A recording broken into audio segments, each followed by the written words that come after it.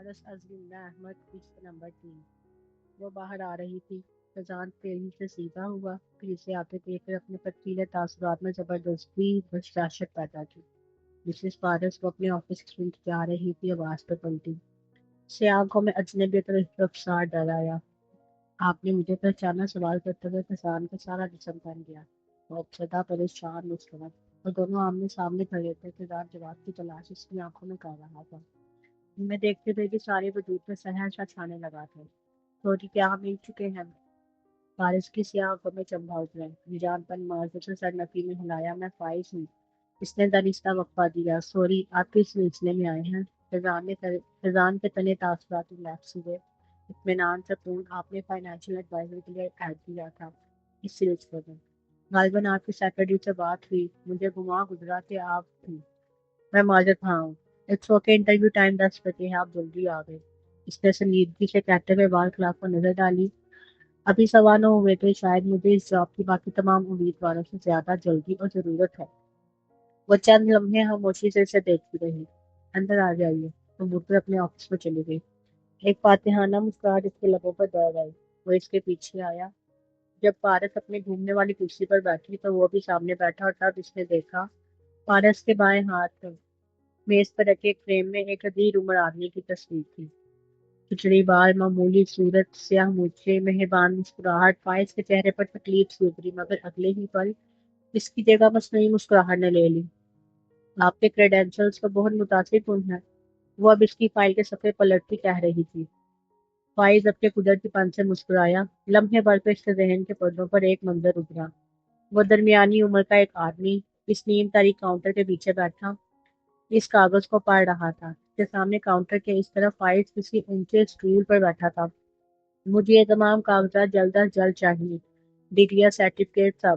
آدمی نے فہرست پڑھتے ہوئے اسبات میں سر ہلایا۔ ہو جائے گا، مگر پیسے لگیں گے۔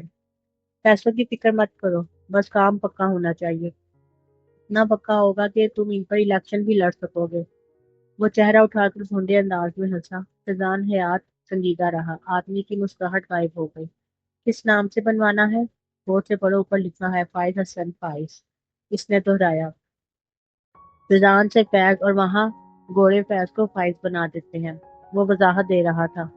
منظر تحلیل ہو کر فضا میں بکھر گیا۔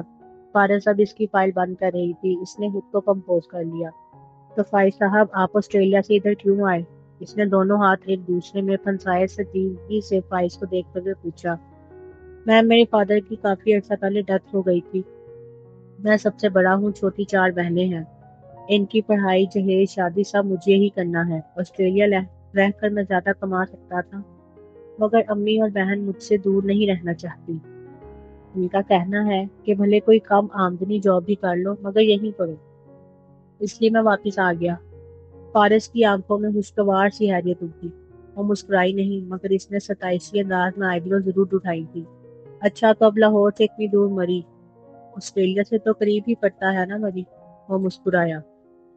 فارس نے بنا کسی تاثر کے اسبات میں سر ہلایا۔ آپ اس جاب کی نوعیت سے واقف ہیں فائز صاحب۔ آپ جانتے ہیں میں نے یہ ہوٹل حال ہی میں سنبھالا ہے، اس لیے مجھے کسی قابل اعتماد اور ذہین انسان کی ضرورت ہے جو میرے فائنینشیل ایڈوائزر اور اسسٹنٹ کے طور پر کام کر سکے۔ میں اس کام کے لیے خود کو اہل سمجھتا ہوں۔ اوکے، دیگر انٹرویو کے بعد فیصلہ کیا جائے گا کہ ہمیں کس کو رکھنا ہے۔ آپ کو نتائج سے مطلع کر دیا جائے گا۔ اس کی پشت سے ٹیک لگائی۔ یہ انٹرویو ختم ہونے کا اشارہ تھا۔ وہ کھڑا ہوا، پھر جیسے متذبذب سا رکا۔ کہ آپ کے ہسبینڈ رضوان حیات کی تصویر ہے نا؟ فارس نے اشارے کی سمت دیکھا۔ اس کی آنکھوں میں ایک چبھن سی ابھری۔ جی، وہ بولی تو آواز ہلکی تھی۔ ابھی باہر مجھے علم ہوا کہ 6 ماہ قبل ہی رضوان صاحب کی ڈیتھ ہوئی ہے۔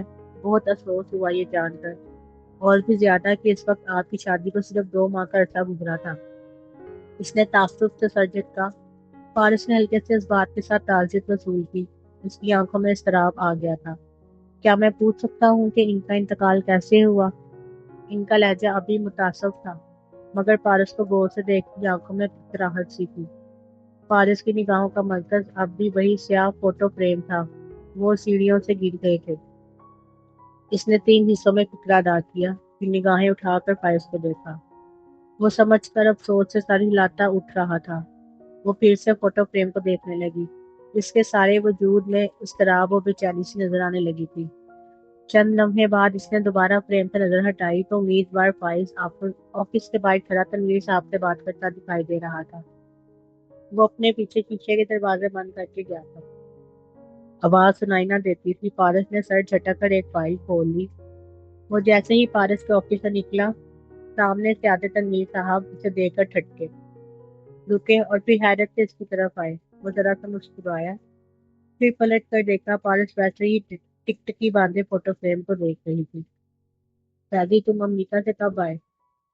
साथ ही उन्होंने पारस की सिर्फ देखा। वह मुताले के लिए कोई फाइल खोल रही थी। आहिस्ता, तनवीर भाई, यहाँ मुझे फाइज हसन के नाम से पुकारा जाता है और इसी नाम से पुकारा जाएगा जब मैं मैडम पारस का फाइनेंशियल एडवाइजर भर्ती कर लिया जाऊंगा। क्या मतलब? यानी तुम? उनकी आंखों में परेशानी उतरी। फिर से पारस को देखा। वो मतवज्जा नहीं थी। मेरे ऑफिस में आओ, धीमी सरगोशी में कहकर वो मुड़ गए। वो हल्की सी मुस्कुराहट के साथ उनके पीछे हो लिया। 10 मिनट बाद वो तनवीर साहब के ऑफिस में इनके सामने बैठा था।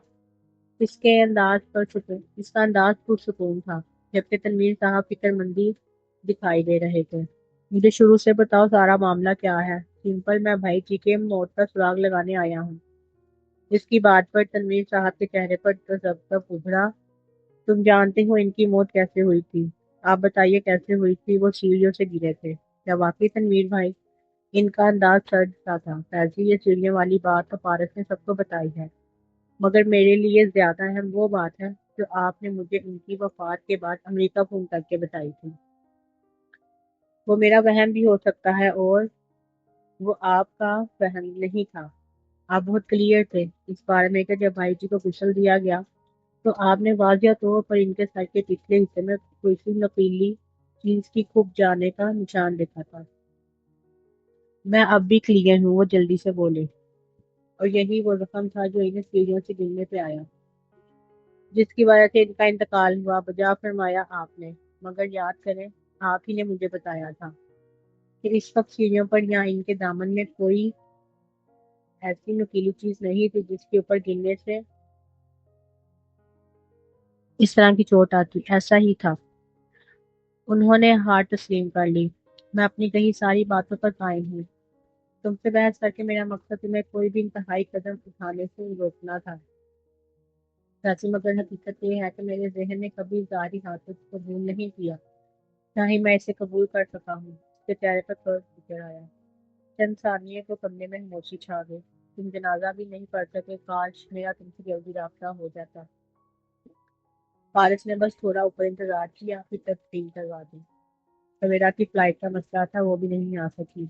और तुमसे तो बात ही तुमसे नहीं हो पाई, वो अफसोस से याद करके कह रहे थे। और इससे ज्यादा दर्दनाक बात क्या होगी तनवीर भाई, कि भाई जी के इंतकाल वाले दिन मैं पाकिस्तान में ही था। और 3 दिन बाद हर शहर से बेखबर जब वापस पहुंचा तो आपके मैसेजेस देखे। तनवीर साहब का मुंह फुला का फुला रह गया।